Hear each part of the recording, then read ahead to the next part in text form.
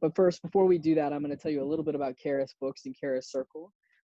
Charis Books is the South's oldest independent feminist bookstore. We are 45 years old, and ordinarily we come to you live in person at 184 South Candler in Decatur, Georgia. We're now the new school store for Agnes Scott College. But during the coronavirus, we are coming to you live from my home office in Atlanta, Georgia. And we have been doing a whole series of educational programs that fall under Charis Circle's mission of fostering sustainable feminist communities, working for social justice, and encouraging the expression of diverse and marginalized voices, all through these virtual formats. We feel very fortunate that we have the privilege of talking to authors who live all over the country during this time. We feel that it is really, really, really significant that we continue to do the programming that we already had scheduled.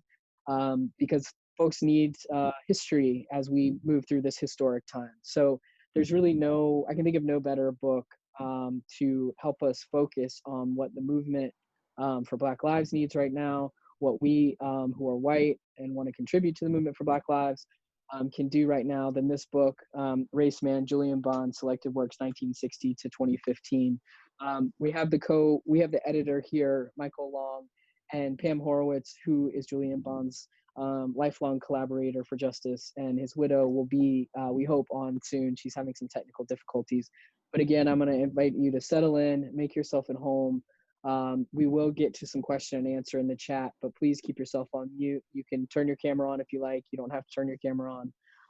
But we're just going to enjoy some time with Michael and hopefully get Pam on the line as well. So please welcome Michael Long. Michael is the editor of multiple books and one of my favorites, a really important collected works of Bayard Rustin. So I want to just go ahead and bring you on, Michael. So if folks will switch their view from gallery view to speaker view, when Michael starts talking, he will be on speaker view and he will take up the screen. Please welcome Michael Long. Thanks, ER. It's good to be with all of you. Can you all hear me okay, ER? Am I coming through enough? You sound great. Okay, great. I scheduled the format to be with Pam in dialogue. So since she's not here, that's a bit of a trouble for me, but we can adjust and move along as organically as we possibly can. ER suggested that I begin with a bit of a reading from Bond's days in Atlanta. By the way, I lived in Atlanta for several years. I'm a graduate of Emory University, and I love the city quite a bit. I didn't know Bond while I was there. Hey, I see Pam has joined us. Pam is here. Pam, it's good to see you. Amazing. Yes, welcome aboard. ER, how do we do this? Is there a split screen, or is the person talking the one who appears on the screen? The person who's speaking appears on the screen. So you will just, if everybody turns their camera on speaker view as opposed to on gallery view, you will switch automatically between speakers, which is the most fluid way to do it. Okay, great. Everybody got that? Okay, super. Pam, welcome. It's good to have you with us. Thank you. I thought we would begin by talking about the George Floyd protests. It seems timely, to say the least. And I've been thinking a lot about Julian Bond and about Bayard Rustin and Dr. King during this period. And I thought I would begin perhaps with a reading from Julian Bond's essay from, oh my goodness, this must be the early 1970s, though I don't have the date right in front of me. But it's about violence. And Bond is talking about who's violent in America and who's not. So let me start with this, and maybe we can go to the George Floyd protests from here. What page are you on? Just so I can. Page 56. Okay. In the book. Hey, we're at Race Man, everybody. Race Man, Julian Bond, Selected Works, 1962 to 2015, and I'll be reading from pages 56 to 57. Pam, I'm right at the end of page 56. Okay. We need to discover who is and who isn't violent in America. Violence is Black children going to school for 12 years and receiving 5 years of education. Violence is 30 million hungry stomachs in the most poor nation on earth. violence is having Black people represent a disproportionate share of inductees and casualties in Vietnam. Violence is a country where property counts more than people. Violence is an economy that believes in, and I love this phrase, socialism for the rich and capitalism for the poor. Violence is spending $900 per second to stifle the Vietnamese, but only $77 a year to feed the hungry people at home. Violence is spending $78 billion to kill and only $12 billion to make whole. Violence is 6,000 American farmers receiving $25,000 not to work. Violence is Richard Nixon and Spiro Agnew ignoring the expression of the peace of millions of Americans. And the list goes on. But what Bond is doing here is trying to expand our understanding of the meaning of violence so that we don't restrict it to things like violent rioting. So we don't restrict it to physical force, so that we have an expansive view of violence and see it in very broad terms. But Go ahead. it's interesting that you started with that, because obviously when you put this book together, you could not have known what we were all gonna be facing now. Right. And even when this event was put together, we didn't know what we would be facing now. Mhm. And so for me, the book is more resonant than ever, although, since white supremacy and racial discrimination is in our country's DNA, it's not surprising that many things Julian said many years ago resonate today. But when you said, a broad definition of nonviolence, I went to page 230, which is saying we must be careful not to define the ideology and practice of white supremacy too narrowly. It is greater than scrawled graffiti and individual indignity, such as the policeman's nightstick or the job, home, and education denied. It is rooted deeply in the logic of our market system and the culturally defined and politically enforced prices paid for different units of labor. And then, there's also, in one of the last speeches that he gave, he talks about, we practice dissent then, we must practice dissent now. A nation that continues year after year to spend more money on military defense than on programs of social uplift is approaching spiritual death. Mm-hmm. And then he ends with the quoting from The Present Crisis, which is was a favorite of his, and it's one of my favorites. But all of that is just today. So historians don't like to answer questions like this, Pam, but when you think about Julian and when you think about the George Floyd protests going on now, how do you think he would respond had his trajectory of thought continued? Oh, I think he would be delighted. I mean, he would have been upset at the violence and lawlessness, as we all were, because it detracted from the message of the protests. But he was, Black Lives Matter mattered while he was still alive. He was very admiring of that movement.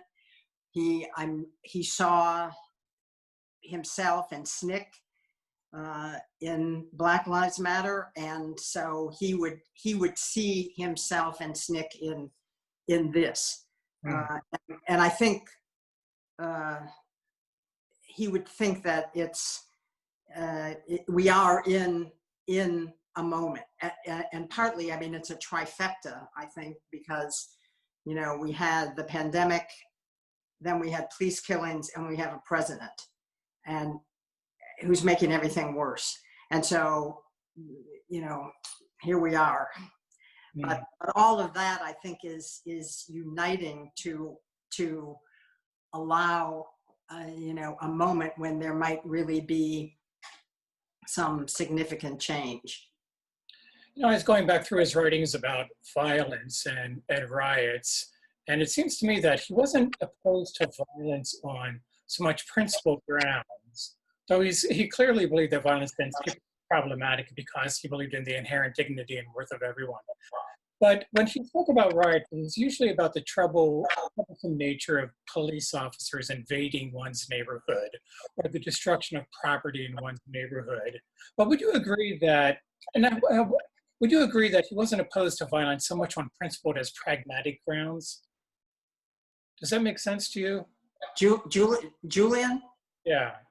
Yes, I think there were two views of violence, at least two in SNCC, and one was that it was a tactic, and for some it was a tactic, and for others it was a philosophy of life. And for Julian, it was definitely the former and not the latter. And he supported the people who were engaged in self-defense back then. And there was a case involving the NAACP and leader in North Carolina who was thrown out of the NAACP, and Julian always opposed that and thought that, and now we know, I think they had some inkling at the time, but now we know how many people really were armed during the civil rights movement of the 60s. And, Charlie Cobb wrote a book, This Nonviolent Thing Will Get You Killed. Right. And Julian had a couple of experiences during the movement with, people who everybody had guns. Partly it was, it was the South, and it was a cultural thing, and it was a protective thing. And we used to talk about how amazing it was that there was never just a full-scale shootout somewhere, and that they were able to maintain a nonviolent movement, and the strength it took to do that. It didn't make them wusses, it made them incredibly courageous. Yeah, I don't want to veer too much into Bayard Rustin, but he's a favorite of mine, and I know he was a favorite of Julian's as well. But when he showed up in Montgomery in 1956, Dr. King had armed bodyguards around him. Dr. King had guns in his home. So Dr. King wasn't initially a pacifist, which is really interesting to me. I was wondering whether Julian ever confessed to having carried a gun during his... No, and I know he never did. And in fact, it was very funny because what's the name of the Black Panther guy from the West Coast? He came to visit Atlanta, and Julian was supposed to drive him around. And so he decided that he should have a gun, because the Black Panther would expect Julian to have a gun. So somehow, I don't know if his brother James found the gun, but somewhere there was a gun, and it was like this rusted thing that had probably never been shot, or at least not for years. But they put that on, like the dash of the car to impress this Black Panther. My time, Julian never touched a gun. Okay. What's interesting to me is that when he was just beginning in SNCC, he described himself as a pacifist, and he actually traced some of that to his roots at the George School, a Quaker school here in Pennsylvania. By the way, everybody, I'm coming from Pennsylvania, and Pam is coming from Northwest Washington, D.C. And Stacey Lewis, I see, is with us, and she's coming from San Francisco, I believe. And thanks to Stacey from City Lights Books for being with us and for helping to arrange this. Yes. So he initially described himself as a pacifist, which I found really curious. I think it was because he was opposed to the war in Vietnam, and that was the war that was happening then. And I think as time went on, he realized that he probably didn't really qualify as a pacifist as in the proper sense of the term. Right. When he was called before the draft board, they called his name, and the draft board person said, I know all about you. You're one of those sit-downers. Right. And then he said, you'll never get in this man's army. It's classic. And of course, you know, that was great. I mean, he acted as if that was gonna, you know, that was some sort of punishment. Right.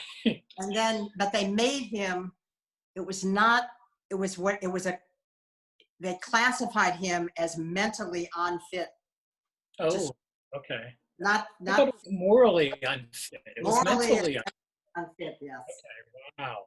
Yeah, and so he didn't serve in the Vietnam War. He didn't serve in the military at all. And throughout the rest of his life would call those who usually supported and led wars draft dodgers, like George W. Bush. And I took great glee in that. So maybe we could go back to the beginning. Well, no, let me stay where we are right now, and then I'll go back to the beginning. But had he continued his trajectory of thought, what do you think his assessment would be right now of the Trump era and the Trump years? Oh, well, I think he would be appalled. I mean, you know, Trump, the Republican field had been formed, and there had been at least one debate before Julian died. And so we had watched that, and there were, as you'll recall, many people, 17 or 18 or so when they started. And like most people, Julian did not take Trump seriously and did not think he was a serious option as the party nominee.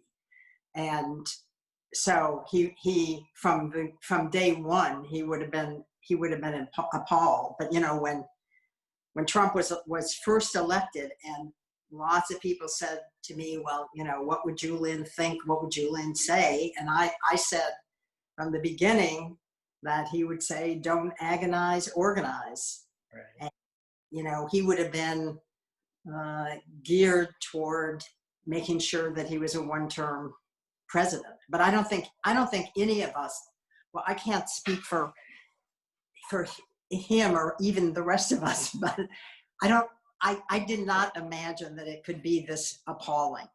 Mm-hmm. I didn't think it was a good thing, but you know, every day, I mean, today, to decide that the 75-year-old in Buffalo is, you know, Antifa, provocateur. I mean, it's like, you know, he outdoes himself on a daily basis. So, and Julian, in his standard speech that he was giving for the last 3 or 4 years, had a line about one party is spineless and the other party is shameless. Mm.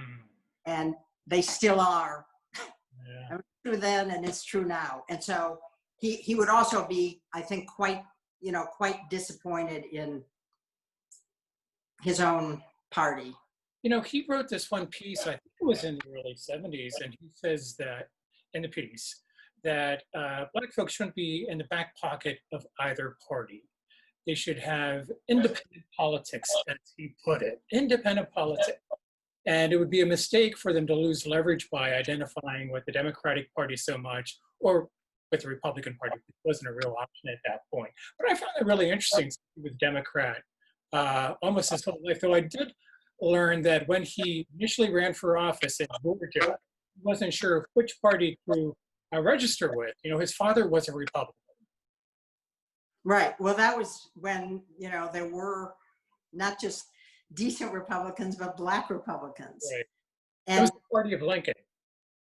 Right. But you know, very early in Julian's career, I mean, with Nixon's Southern strategy, you saw where the party was going and how it wanted to get there.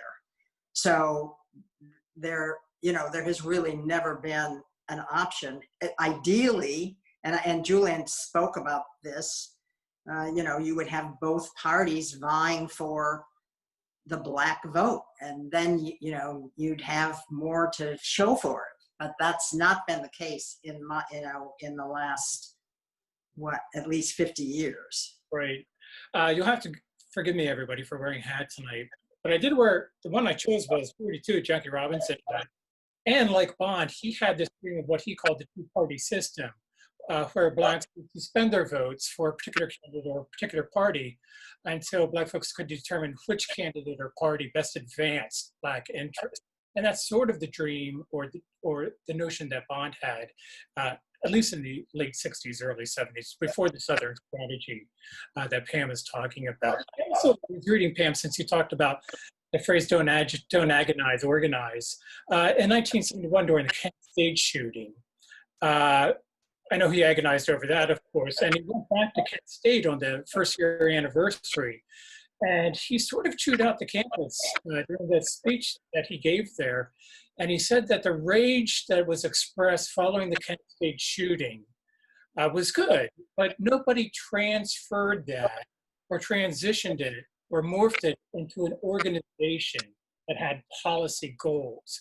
And Julian, it seems to me, was always about not only protest, but moving protest to politics. Can you want to comment on that? Well, you know, that was a big subject of debate among SNCC people. And SNCC discussed it endlessly, as they discussed most things, and argued. And, you know, there was a lot of discussion and argument about whether Julian should run for the legislature, because that, you know, that was seen by some as being co-opted and not, you know, turning his back on the movement, and what can you accomplish in elective politics. And so a decision was made, obviously, that it was a good idea, and SNCC people ran his campaign, and they were pretty strategic about how they ran SNCC and how they handled his campaign. And so the whole idea of running for office was that you were going to accomplish something, and that you had, you know, an agenda. And in Julian's case, his first campaign was really the what is still, they say, the most workable way to get votes, and that was to knock on people's doors and introduce yourself and find out what the people were thinking, what the people wanted. And so that's what he did, and that was his initial platform. And I think that's how he approached, you know, politics and political office, you know, his whole political career. Yeah, it's interesting, everybody. By the way, SNCC stands for the Student Nonviolent Coordinating Committee, and we'll get into it a little bit more. But when Bond was running for office, as Pam says, he would show up at people's houses, and his assistants or the people tagging along with him would have cases of Coca-Cola. And then they would go into the backyard of neighbors, and if everything worked out okay, there would be a barbecue. They would invite the neighbors, and Bond would go around and say, what's wrong with politics and what would you like to see accomplished?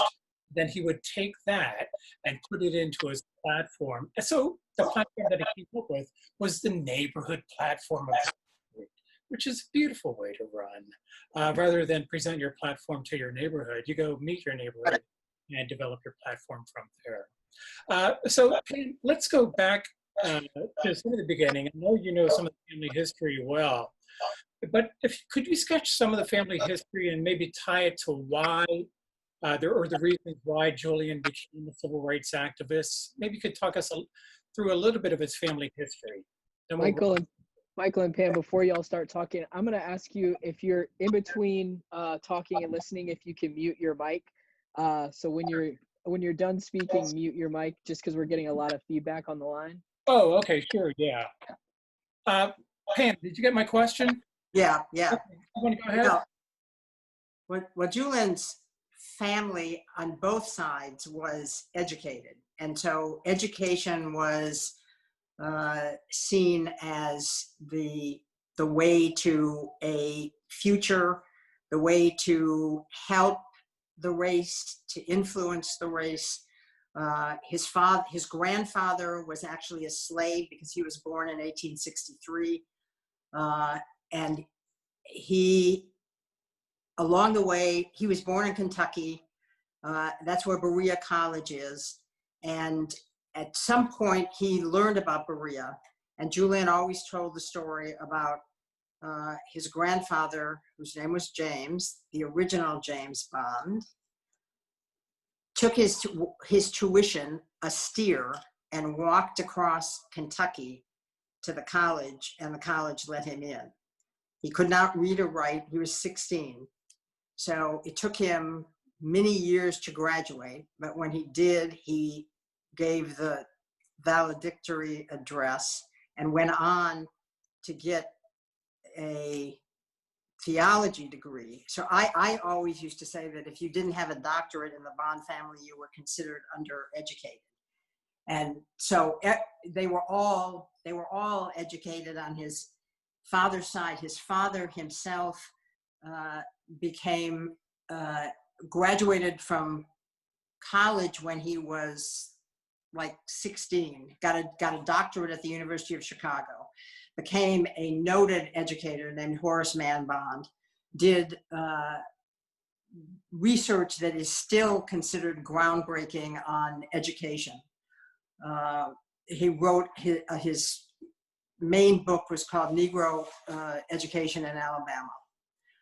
And then his mother's side was almost as educated, and she herself was a graduate of Fisk, who at the age of 52 got a degree in library science and then worked as a librarian until she was 92, and debated whether or not she should retire then, and decided that she would. So it was a very distinguished family. When his father became president of Lincoln University, Lincoln was known as the Black Princeton at the time. His father was the first Black president because surely the white people who ran the school didn't think that there were any Blacks who were good enough to preside over it, even though it was an all-Black student body. So you can imagine the politics of that. And Dr. Bond was not a withering persona. And so I know that there were difficulties, but everybody came, everyone who was anyone, including Albert Einstein, who, as you can imagine, was invited to speak on every college campus in the United States and spoke at very few, but he made a point of wanting to go, and did go to speak at Lincoln. So Julian met him he was a very small boy, but this family lore, and what Julian always told about that was that Albert Einstein said to Julian, "Don't memorize anything that's already written down." And it was something Julian lived by his whole life. So it was a fabulously enriching environment. And then they sent Julian, the schools were segregated in Lincoln, Pennsylvania. And so there were 3 kids, and they sent all of them to private school. And Julian went to, as you mentioned, George School in New Hope, Pennsylvania. And that was a Quaker school where he was the only, there was one other Black student who was a day student because he was the son of the cook at the school. So he spoke very fondly of George School always, and had many friends, but there were, that was not easy for him either. And there were things like, the school told him not to wear anything that said George School when he went into town, because they didn't want townspeople to know that they had a Black student. But it was a wonderful education for which Julian was always grateful. And then of course he became a Morehouse man, and you know what they say about them. You can always tell a Morehouse man, but you can't tell him much. That's funny. So I do want to mention to everybody that Bond did trace his nonviolence, his interest in nonviolence to the George School. He also said that he learned how to speak truth to power from the early Quaker teachers that he studied with, and his interest in human dignity. These are basic Quaker principles, and he said that they informed him throughout the rest of his life. So how did Julian Bond get to Atlanta?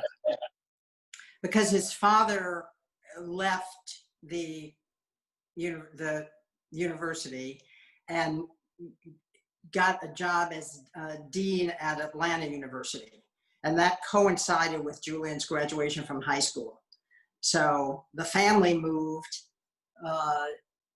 and Julian saw a school that he thought was Morehouse, which I think was Spelman. It was not Morehouse, but he thought it was a wonderful looking campus and he wanted to go to school there. And so that's how he got to Morehouse. And then of course he quit college when he was one semester short of graduation. And so you can imagine how that was received in this family that highly valued education, but also his father, I'm sure would have considered himself a race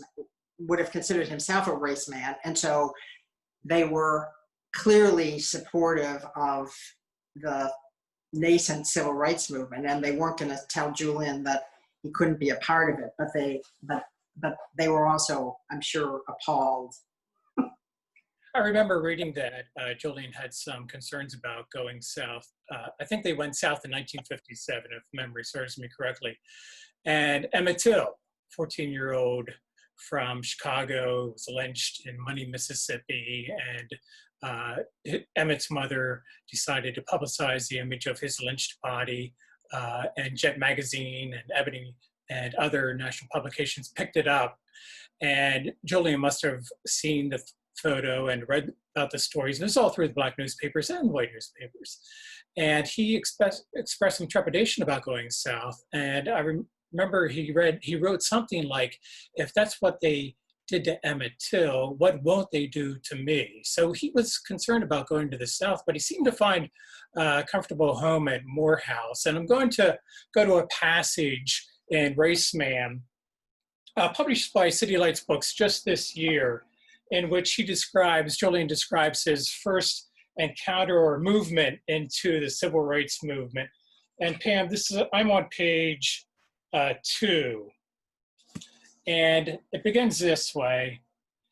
These are Julian's words. It began for me as it did for many more. I'm on page 3 now. About February 4th, 1960, I was sitting in a cafe near my college campus in Atlanta, a place where students went between or instead of classes.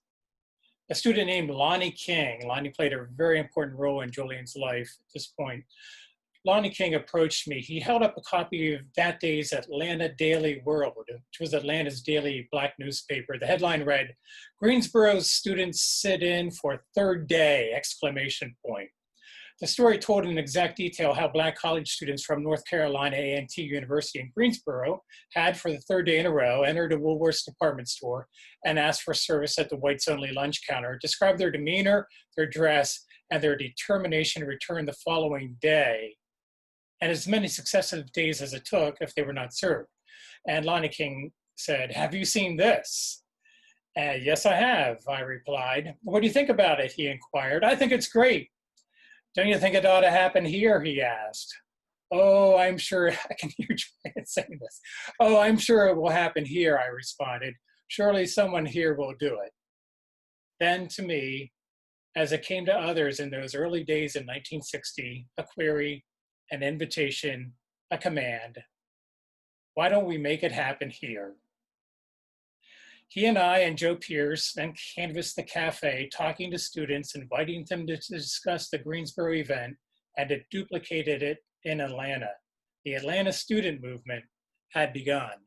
So up to that point, Atlanta really didn't have a student movement, an organized student movement of black students. And this was in 1960. This would have been 5 years after the Montgomery bus boycott, which is pretty telling, especially in Atlanta. But there Julian was, right at the very beginning of the movement. And he stayed with the movement until it collapsed. And it didn't collapse a whole lot later on. But Pam, did Julian talk a lot or very much about being involved in the Atlanta student movement?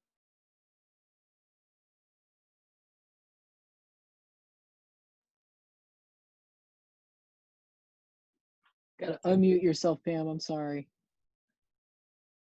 This is the downfall of having to mute and unmute.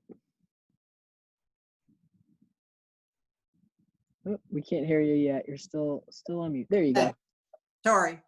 As the years went on and reunions were held, then of course you reminisced about about all those days, and including the immediate preceding days to SNCC.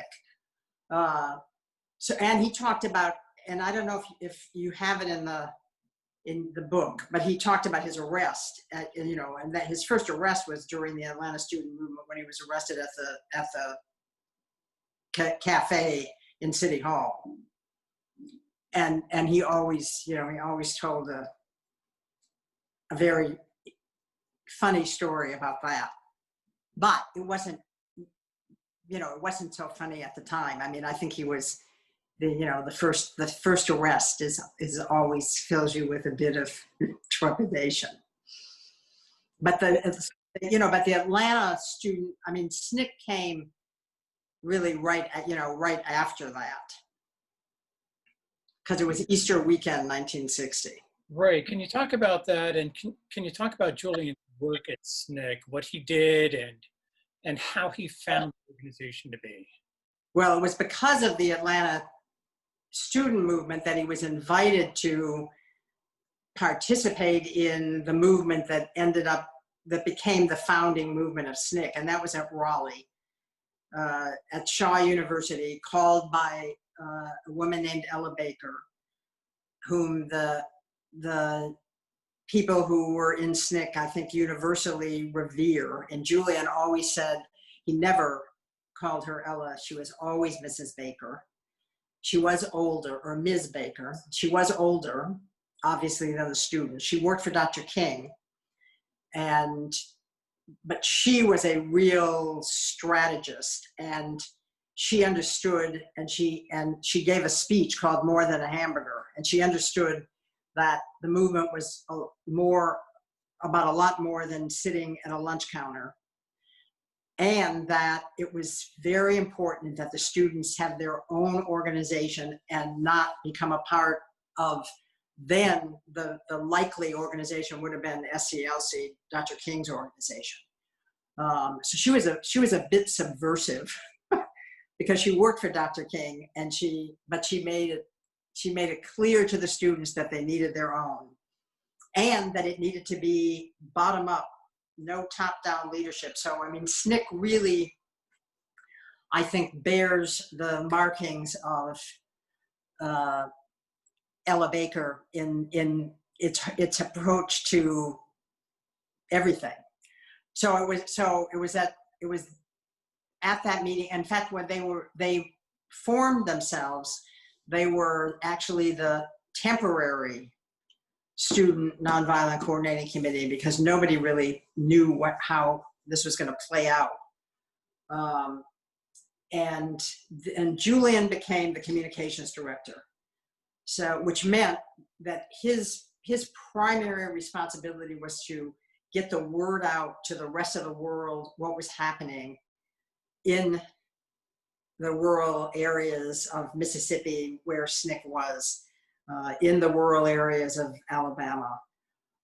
And so he was present at a number of events, but his students thought that no event had ever occurred that he was not at, which was not true, especially because that was really not his job. It was often more important that he be back in Atlanta and that he be communicating with the press. And the press at the time, several of them were really quite, I mean, they were really allies in the fight and made a huge difference in terms of how information was gotten out and the way people reacted to that information.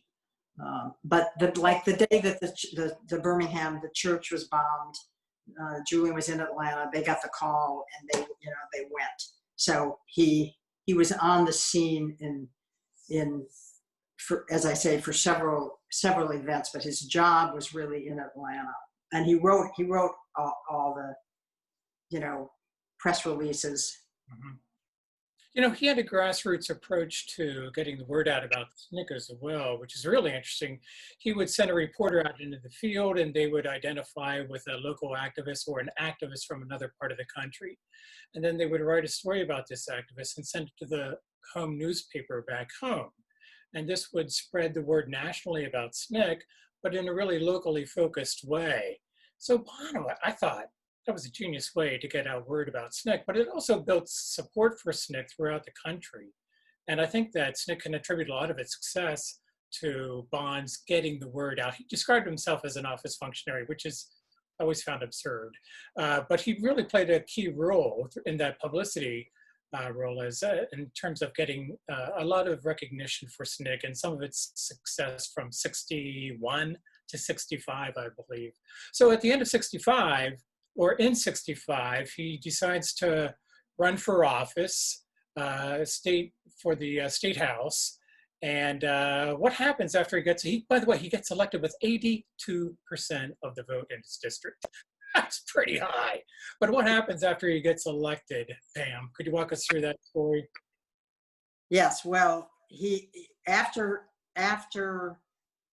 the election, SNCC issued a statement that, well, there was a protest in Tuskegee, Alabama, and there was a SNCC person named Sammy Young who was from Tuskegee, and Sammy had served in the Navy where he had lost a kidney, and because of his having only one kidney, he had to go to the bathroom more often than most, and he used a bathroom at a whites only bathroom at a gas station in Tuskegee, and the owner of the gas station shot him in the back and killed him.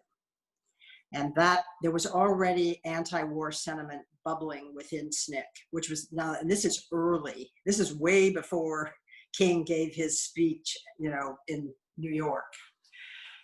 And so they issued a statement which was pretty strong about how the opposed to the war and how the United States government didn't treat its Black citizens well here, and then expected them to die on the battlefield. And so that was the excuse that his fellow legislators used to vote not to seat him. So there is this picture of Julian sitting while everyone else is standing taking the oath. And he was only 25, but he looked like he was 15. And it's a very pathetic picture. And so there was a special election to fill his seat, and he won that. And by this time he had sued, and he actually lost the suit in the Court of Appeals. Griffin Bell, whom you might recall became Attorney General under Carter, voted as part of the two-judge majority. So 3 judges handled these cases. There was a 2-to-1 vote not to seat him, and that his constitutional rights had not been violated, nor the rights of his constituents. And so it went to the Supreme Court. And then by this time there was a 3rd election. So he won his seat a 3rd time. And when he always told the story about when they were in the Supreme Court, his lawyer, a lawyer for the state of Georgia, was arguing. And I think it was Whizzer White who said to him, "Is that all you've got? You came all the way up here and that's all you've got?" And Julian said he poked his lawyer and said, "We're winning, aren't we?" And they won 9-0, and that was back when they had unanimous decisions in cases that mattered. And so he won 9-0. And of course that served to kind of make him, a household name, and led to his nomination as vice president at the '68 convention. I want to read for everybody some of his thoughts about the day he was refused his seat in the House. It's a reflection on some of the times he'd been there before. I'd been there in the House, he writes, 2 or 3 times before, but on one occasion, I'd been with a group of students led by, and some of you will recognize this name, Dr. Howard Zinn. that had been expelled from the legislature, the man who is now Speaker of the House, George Smith, was Speaker then. One of the members rose on the floor and said to him, "Mr. Speaker, Mr. Doorkeeper, get those," and he uses the N-word, "get those ends and out of the white folks section." So the speaker ordered the doorkeeper to clear the gallery to put us out of what was then the white section of the gallery. The second occasion I'd been up there was one day when I went there with James Foreman, and Foreman is really the one who brought Julian into SNCC. Well, and Foreman was Julian's mentor. I was very indebted to Foreman, he said, throughout his life. While standing outside the door of the chamber, a white fellow came out and said to Foreman, I don't know if this guy was a legislator or not, but he said to Foreman, "I'm the meanest man in Meriwether County. My daddy and me used to snatch ends off the train and kill them." And he swung at Foreman, and Foreman pulled back and he just sort of brushed his chest. Those two incidents really put the fear of God in me. I thought that members of the legislature and all the hangers-on who are always running around the hall, chewing tobacco and spitting on the floor, I thought that these men, and I still think some of them are capable of murder and mayhem. I didn't know if I would be physically assaulted or what, but I was very glad I wasn't. So can you imagine running for an office in a place like that? Apparently he was isolated during his time in the House. He tried to put through a couple bills. I think one was on sickle cell anemia and one was for an increase in the hourly wages of workers. And there were a couple others, I think, about healthcare. But it was really difficult for Bond to be in the House. And then even later, the Senate, where a lot of the legislatures who were white controlled things. Pam, do you remember many recollections of Julian's time in the House and the Senate there in Georgia? Well, I know that his time in the House was particularly difficult for him, and his nemesis was a guy named whose last name was Floyd, and his nickname was Sloppy. And for every time, Julian served in the House 10 years, and every time he was sworn in subsequently to his seat, Sloppy Floyd would make a point of leaving the room. And so that was the atmosphere in which he had to struggle. And that was one of the reasons that he ran for the Senate. And I think the Senate, as is often the case, was the better behaved body. And he liked the Senate better. And he did feel a degree of collegiality, which he, with some of his fellow, even ones who didn't share his politics, which was most of them. But he had a better experience in the Senate, and generally, liked his time in political office. So in 1986, he decides to run for Congress in a seat that he helped create. And in 1969, his best friend at the time was John Lewis. And John Lewis wrote him a letter encouraging Julian, his best friend, to run for this congressional seat. And this was back in '69. And Bond doesn't run for Congress until '86. And I think I'm pretty sure I have that right. So he runs against his best friend, John Lewis. And he and Lewis went back to SNCC. John Lewis was the head of SNCC when Julian was there working as communications director. And they both left around the same time when the Black Power emergent movement really came into power in SNCC and sort of drove John Lewis from power.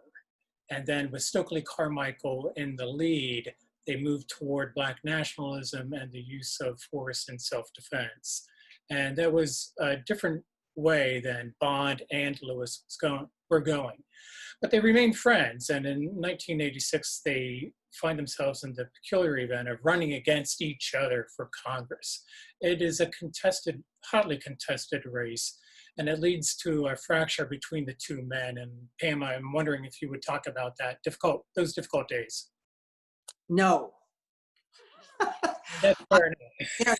In your book, Julian actually ended up many years later being interviewed about it. And, you know, it was a very painful time. It was painful for all of their friends in Atlanta.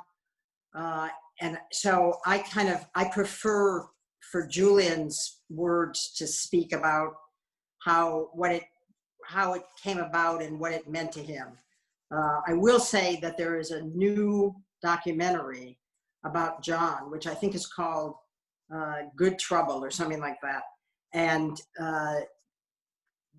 there is a part of the documentary where it talks about John challenging Julian to a drug test, and Julian reacting by saying this is a ploy to get white votes, which he got. Julian got a huge majority of black votes, which he always wanted people to know, and John got white votes, and that partly dated back to the expulsion from the legislature, and white people who remembered that, thinking at the time that Julian had committed treason, and so they weren't going to vote for him, you know, 20 years later for anything. And so there was just a review of the movie in the Washington Post, and the director is quoted as saying that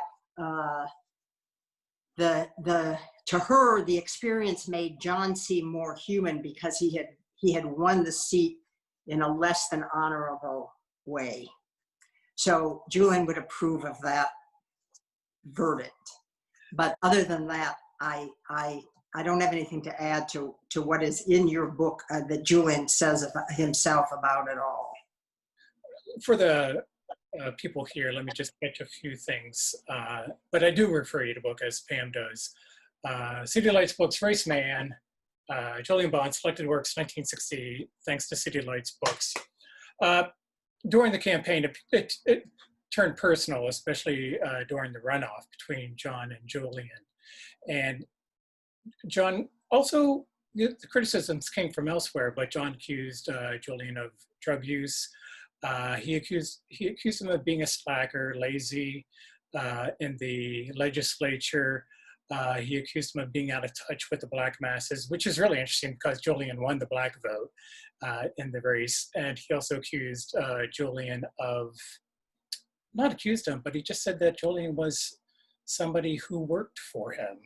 And that Julian took offense at that because he thought, and I think rightly so, that there were a lot of co-equals in SNCC. So after the race, Julian moves to Washington, D.C. There's another organization that's pretty important in his life, and that's the Southern Poverty Law Center, which I know you're really familiar with. So could you talk a little bit about your work there and Julian's work there too? Sure. Well, Julian was the first president of the Southern Poverty Law Center, which was founded in 1971. And that was because Morris Dees, who was one of the co-founders, asked, Julian had never met him, but he asked to meet with Julian, told him that he was setting up this organization. Morris had been in publishing, had sold his publishing company for a lot of money and was going to spend the rest of his very long career doing good. And so Julian liked what he heard and became the first president of the Southern Poverty Law Center, which really meant he was never, the center is located in Montgomery. He was never in Montgomery. He really signed their fundraising letters, which were very successful, as most people are aware now, as the center approaches its 50th year. And I actually worked at the center. It was my first job, a law job out of law school. And when there were three lawyers, the two co-founders and me. And now, of course, there are, 150. So it was a far humbler organization. But Julian had an association with it the rest of his life.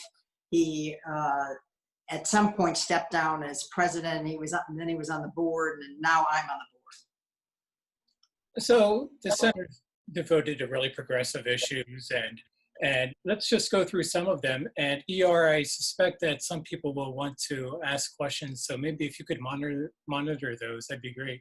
But maybe if we could just move to some issues like reproductive rights and LGBTQ issues. But Bond was a big proponent of reproductive rights for women. Could you talk a little bit about that and your work too? Well, I think Julian was proud of the fact that the civil rights movement had influenced and assisted subsequent movements, the anti-war movement, certainly the women's movement. And so because reproductive rights was an important part of that, that was a natural thing for him to support. And gay rights, I think, I don't remember a moment when Julian suddenly said, I think gay rights are important. I mean, it was just assumed that it was a continuum of different groups earning rights to which they were all entitled. And I think some of the opposition in the Black community to gay rights was religiously based. Julian was not he was not churched. So that didn't get in his way in terms of how he felt about gays. And I think in my preface in your book, I write about Julian's admiration for Frederick Douglass, and that Frederick Douglass had said, you must strike the first blow. And Julian, I think did that his whole life, whether it was the war in Vietnam or gay rights. And so he became one of the few national Black leaders to endorse gay rights generally and marriage equality specifically. So you and Julian were at the Obergefell decision, if I remember correctly. Is that right? At the Obergefell argument, yeah. With him, with Chad Griffin, the head of the Human Rights Campaign, and Obergefell, who, his husband had died. They had been married. He was dying when they got married. So by the time the case was argued, but yes, we were there. One of the things that I always liked about Bond's work is that he wasn't willing to restrict civil rights movement merely to the 1960s Black civil rights movement, but he was willing to share that movement with the women's rights movement, the LGBTQ movement. Are you all still there? Can you hear me? Okay, my screen just went blank. Yeah, you're good. Okay, so he was always willing to share the movement. And some people, it seems to me, weren't as willing to share the movement as Julian was, but he made the intersectional analysis, and he made the connections between the Black civil rights movement and the other movements that followed, as Dr. King did. Dr. King allowed that movement to expand from focusing on accommodation issues to race issues to economic issues, to war and peace issues. Dr. King did the same thing, and I think Bond was simply following in Dr. King's footsteps.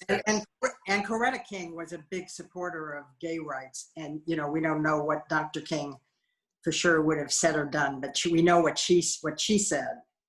So. Right. In fact, the first time I met Julian was when I was working on Martin Luther King and the early homophile movement. And I talked with Julian about this. And it was interesting because it was the first time I realized that there wasn't a religious bone in Julian's body, which was really unusual for a Black man in the South, to come out of the South and not be religious at all. Though he didn't technically come out of the South, move there. Nevertheless, it was unusual. But I asked him about Bernice King, who said that in Australia at one point that she knows deep down in her soul that her father didn't take a bullet for same-sex marriages. And it was a rather jolting comment for those of us who follow King and his legacy. And I asked Julian about that, and I expected him to sort of tiptoe around the issue, but he just came out right out and said, she's a homophobe. There's not another word for it. She hasn't read her father's works, and he just went into a diatribe of sorts against Bernice King and her anti-LGBTQ stance. In fact, he was equally upset at the man that whom she worked with, who was Bishop Eddie Long from Atlanta. And maybe, Pam, since you were there, you could tell the story about Julian's decision to boycott the funeral of Coretta King.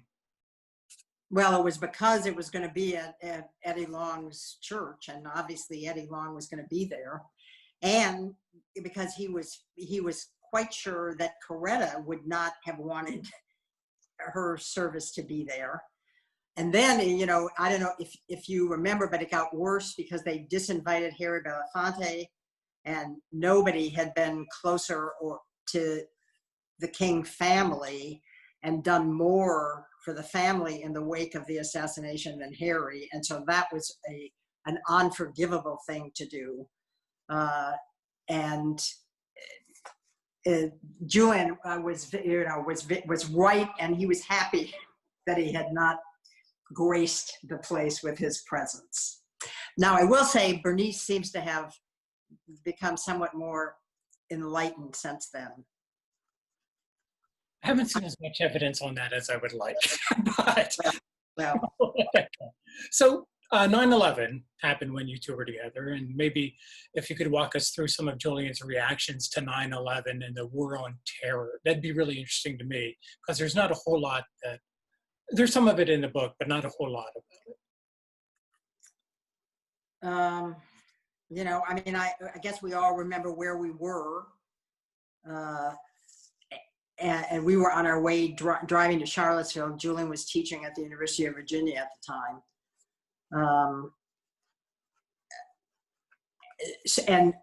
And then he had a speech like the very next weekend somewhere in Massachusetts, and it was to maybe a Y or something to do with kids, and they didn't want to cancel it, we were driven to the speech. Obviously nobody was flying, and that was when we went by what had been the tower. So I mean, I remember all of that, but Julian, you know, I guess his main reaction to 9/11 was to oppose the war in Iraq as not the proper response to what had happened on 9/11. Yeah, at first, he and the NAACP were open to war, but they certainly weren't open to the war on terror as it was conducted by President Bush. That was pretty clear to me. Like many of us, they found the evidence flimsy, and Bush's direction of those war efforts to be pretty lousy. But ER, do you want to jump in? Are there questions that you might be able to answer?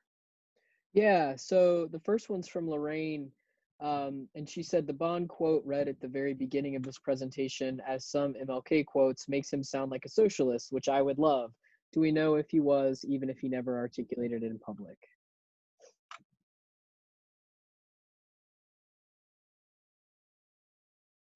Okay. Yes, I would say Pam. he was a socialist. I mean, he certainly wasn't a capitalist. So I guess that makes him a socialist. All right. The next question. Let me jump back in here as well. He often talked about community socialism. And he was opposed to what he called, and many others called, especially during the Nixon era, Black capitalism. He was really upset about his fellow Black leaders who focused on getting money for a few intellectual leaders and a few entrepreneurs. This is something that Robinson, by the way, was really interested in, Black capitalism. And Bond never went that way. In fact, he was sharply opposed to the Black capitalist movement and spoke instead of the need for community socialism. And if you read some of the book, it's really amazing because he has this expansive view of the welfare state, and he argues in favor of it and against what he calls the warfare state. If 90%, he says at 1.9% of the budget is devoted to the Pentagon, 10% to welfare, and if you could just transfer some of those resources and give people a decent living, I suspect I don't know whether, Pam, he supported the guaranteed annual income, but I'm pretty sure he did. He talked about, at one point, his disappointment with giving so much money to the farmers, and this was in the 70s when they got $20,000 not to produce. He said, why don't we give that to poor people? Why don't we give it to farmers? So he had a really radical notion of the welfare state. And there was one point in the book, and if you just hold on a second, I hope I can find it. No, I'm not going to be able to find it now. But he lays out policy, a whole list of policies that he thinks will make the good state, and it's really telling.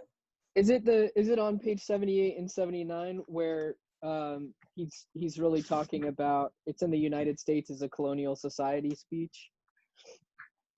That's exactly where it is. Excellent work. And I give you an A+ for that one. 78 and 79, I'll just go through the list a little bit. Income and wealth distribution through a tax structure, a progressive tax structure, genuine full employment policy, the elimination of poverty, primarily by full employment supplemented by a negative income tax, national workforce planning with publicly funded job training, retraining, an educational system that dignifies vocational as well as academic training, adequate health care, decent affordable housing, maximum agricultural production to assure every American a nutritionally adequate diet, national, regional, or municipal ownership and operation of vital services. There you go, that's a key socialist point, isn't it? National, regional, or municipal ownership and operation of vital services for need, not profit, including an adequate rail passenger system, effective social control, whether by public ownership or breakup of monopolistic corporations, employee and consumer representation on the governing boards of all major industries, and delivery of government service on the basis of need. So there's some evidence to back Pam's point. Well, and he had met Bernie. I think he would have been a Bernie bro. He had met Bernie that summer of 2015 and been impressed.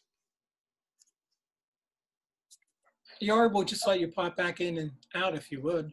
Yeah, so the next question comes from Allison, and Allison asks, Julian wrote a comic book about Vietnam and it's featured in the National African American Museum. Can Pam tell us more about it?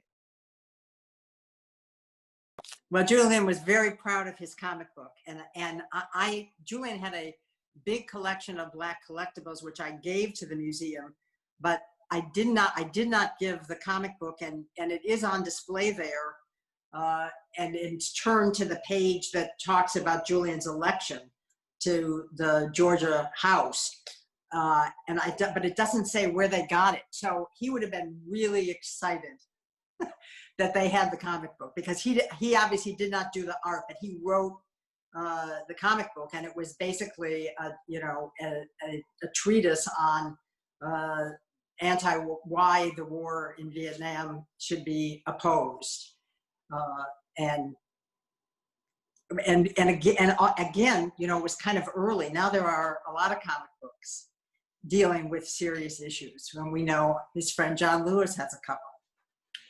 And that book was widely distributed, from what I understand, and played a really formative role in a lot of young lives. Did he share the same idea about comic books as being, as John Lewis, that they were a really effective, positive propaganda tool? Yes, I think so. I think so. And that is how he wanted this comic book, the anti-war comic book, to be regarded. Thank you, Al. Yeah. So Barbara asked, did Harry Belafonte and Julian have a relationship? I read Belafonte's bio and he didn't really say much about it. They were, yes, they were friends.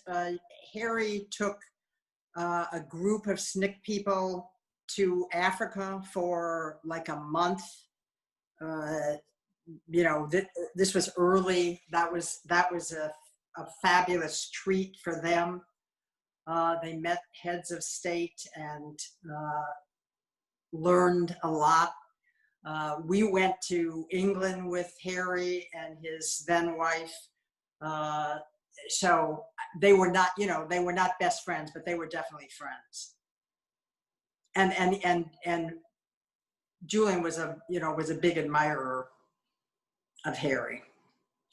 This makes me think of Sammy Davis Jr. as well. And Bond, when he talks about the 1963 March on Washington, always downplays his role. And he says that his job was really to go around and make sure that all the entertainers were well taken care of. And apparently he gave a Coke to Sammy Davis Jr. as part of his job. And Sammy Davis Jr. winked and said, "Thanks, kid." That was the highlight of Julian's March on Washington experience. But the SNCC obviously was the youngest organization, and so that really was, although SNCC also was the one organization that had the arguably the most important speech other than King's, and that's why they wouldn't let him give it. But they didn't have a lot of pull given their youth and who was actually running the March on Washington. So Heather Booth says, "There's no person I admire more than Julian. As you know, in this time of such historic challenge, what do you think Julian would think about the current Black Lives Matter movement, the fight to defund the police and to invest in the community? What do you think he would call for us to do now?" Well, hi, Heather. We talked a little bit about the Black Lives Matter movement at the beginning of this, and I said that Julian was a big admirer. He would be very happy about what's going on now. As far as the protests, upset about the spate of vandalism and lawlessness, but that seems, we hope, to have tempered now, if not disappeared. And he would. I don't know. I doubt that he would be in favor of abolition of the police, but he would be in favor of what seems to be meant by defunding, which isn't really taking all their money away. I think all of this will be fleshed out in the coming days, but I think it's subject to a lot of different interpretations. But one of them is redirecting money and away, and not having cops do all the things they do for which they're not trained, like domestic abuse and school patrol and all of that. And he would be in favor of that, and certainly of reining them in, getting rid of qualified immunity. I mean, there's a lot that needs to happen. And he would be a big proponent of he'd be in favor of the legislation introduced today, and then some. I think, and demilitarization. At some point when we started giving all the surplus military equipment to the cops, that was a horrible idea, because then they started thinking that was their proper role. So, and there's more. I mean, today there's just new stuff, new video about killing another person. So it's a moment, we hope. The only thing I would add to that is that Bond frequently used the phrase police state, and often said that Black folks lived in a police state here in the United States. In fact, he depicted it as a colonial society in the 1970s. And there's some really nice parts in the book that focus on that. Yeah, and Julian was afraid of the police, and Julian was harassed by the police. So, an education and a suit don't protect you. Heather says she also admires and loves you, Pam. Thank you for a wonderful conversation. So this question is for both of you. What books, films, and documentaries are you reading and watching now that you'd recommend to us beyond Race Man, of course? And this is from Stacey Lewis, your publisher. Michael. Pam, do you want to jump in? Well, I'm reading, I do I usually try to read at least some fiction and nonfiction at the same time. And the fiction isn't necessarily great literature, and especially now when I need to escape into mysteries and contemporary novels. So now I'm reading a novel called Before the Fall, which is really great. And I'm reading the new biography of Frederick Douglass, which is also really good. To be honest, Stacy, one of the things that I focus on in my reading is what you post on Facebook on the City Lights Books page. So, and I recommend that everybody go there. Stacy or Chris, maybe both, post some wonderful things, especially right now, and you're going to get some really nice radical views on the Black Lives Matter movement and the George Floyd protests, and some of the especially the poetry that's been bubbling forth during the COVID. So thanks to Stacy, and I really encourage you, but I've been reading a lot of that. That's great. We always appreciate the book recommendations. I've been popping some book recommendations from Charis in the chat as well. So before you log off, make sure you scroll back up and look at those, some additional history about Ella Baker, about SNCC. There's several good new books. There's a new book coming out about Ella Baker in the fall and a new book coming out about SNCC in the fall. So check those out. You may be in, I don't know, Pam, if you are in the book about SNCC. It's coming out from UGA. Who's doing it? The University of Georgia. Oh, Press. Great. No, let me put a plug in for, I do have a book coming out, although I never say I'm writing a book because Julian wrote it, but I am editing Julian's classroom lectures for the course he taught on the civil rights movement with Jean Theo Harris, who wrote The Rebellious Life of Mrs. Rosa Parks, the definitive Rosa Parks biography. And that's being published by Beacon in January. Great. I will see if we can get the link in the chat for that as well. If it's in our. Great. What is the? I recommend that just recently came out and is sitting on my desk is the one by Joseph on Martin and Malcolm. The New York Times has had an interesting piece on that recently. So I'd encourage you to check that book out as well. So here's Pam's book coming out. So be sure to click on that. So let's get to the next question. Lee asks, Constance Curry spoke to a group of us at Agnes Scott College about her work with Julian in SNCC and their friendship. And you also mentioned John Lewis. Are there other folks from SNCC that he built lasting relationships with that you've been able to see over the years?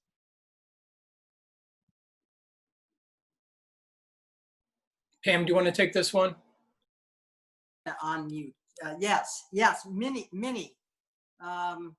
Judy Richardson, who was one of the producers of Eyes on the Prize and was in SNCC, spoke at Julian's memorial service, as did Tim Jenkins representing SNCC. Julian saw Charlie Cobb, Ivanhoe, Donaldson, many.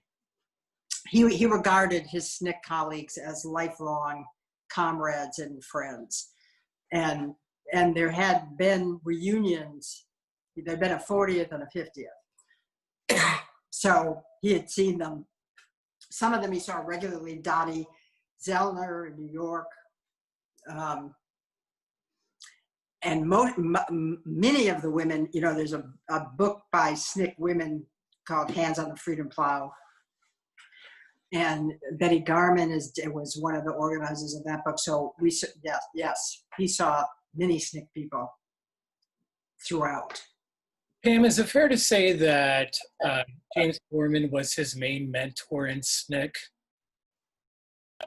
I think he was in some ways everybody's mentor. He was older, just enough older, at a time when it mattered. I mean, later in life, it wouldn't have mattered if Jim was 5 years older, but then he had a maturity and a level of experience that they all looked up to, and he was and he was brilliant in many ways, and did things. You know, SNCC had photographers, which all of whom were trained by the noted fashion photographer, a famous guy whose name, Avedon? Yes. Richard Avedon. Yes, on your this guy on your cover. And so there's this photographic record because only because of Jim. He told everybody at SNCC, write it down, and so there's a record, a written record that wouldn't have existed. And you know, he really held them together and was exceedingly important to the organ. I mean, I think after Ella Baker, Jim Foreman was the most important person, certainly among the adults. So our last community question is, what do you think Julian would say about Mitt Romney, who he met when Romney was running, marching and saying Black Lives Matter now? I think he would like it. I mean, you know, why not?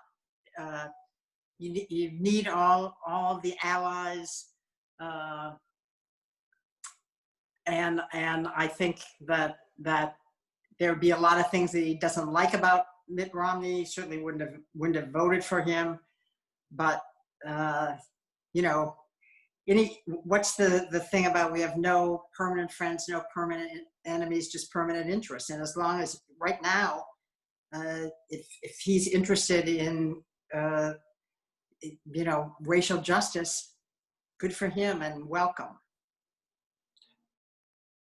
Yeah, that's a really important point. Julian was really interested in building constituencies and forming alliances around particular issues.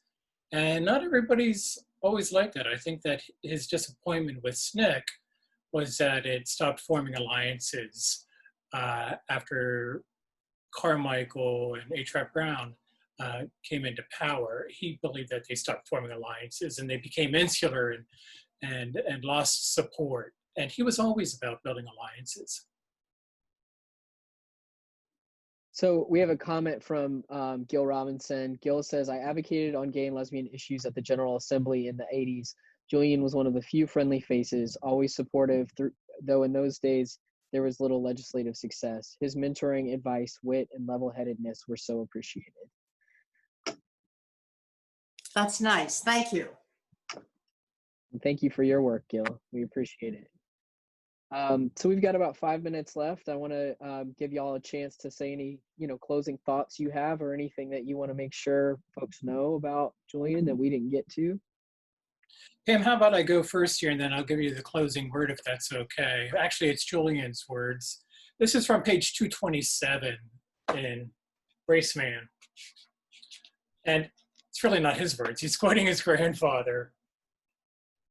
At age 15, he says, my grandfather, born into slavery and barely able to read and write, hitched his tuition, as Pam was saying, a steer, to a rope and walked 100 miles across Kentucky to knock on the door of Berea College. The school admitted him 14 years later, asked him to deliver the commencement address when he finally graduated. And these are his words. In every cloud, my grandfather said, the pessimist beholds a destructive storm. In every flash of lightning, an omen of evil. And in every shadow that falls across his path, a lurking foe.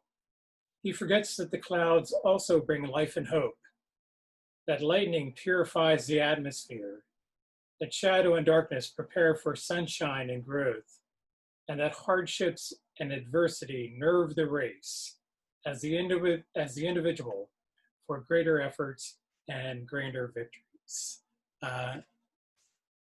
Bond had a politics of hope. As a race man, he had to have had a politics of hope to move forward and advance as he did. Those are great words from his grandfather. No, that was a perfect way to end. He usually said that, gave that quote when he gave commencement addresses, and it did. And Julian always considered himself an optimist. And, you know, if there is no hope, there will be no change. So you have to have hope. And he would want us to have hope now. And resist. Thank you, everybody. Thank you, ER. Thank you, Stacey Lewis of City Lights Books. Thank Yes. you. Thank you both. This was so lovely. Thanks for the wonderful questions in the audience. So I'm going to put the link to Race Man, purchase your book from Charis one more time. If you're on the West Coast, you can certainly also purchase it direct from City Lights. They're an incredible resource. And like Michael said, follow them on all social media so that you can stay up with what they are doing. I also dropped a link in the chat to our Charis Circle donation link. This event is free to all people, and we're just glad you're here. But if you have money to give, that's how we do our work. We're primarily individually donor supported, so we really appreciate it. No amount is too small. It helps us pay for all these virtual platforms and all that stuff, and keep our work going through this hard time. So if you were able to give, it's much appreciated. But you know, it's very rare that we get to sit and be in conversation with a living legend like Pam Horowitz. So thank you, Pam, for sharing such intimate stories. Thank you, Michael, for such a really well researched and thought out and collected book. And thanks, Stacey, for all the work that City Lights does.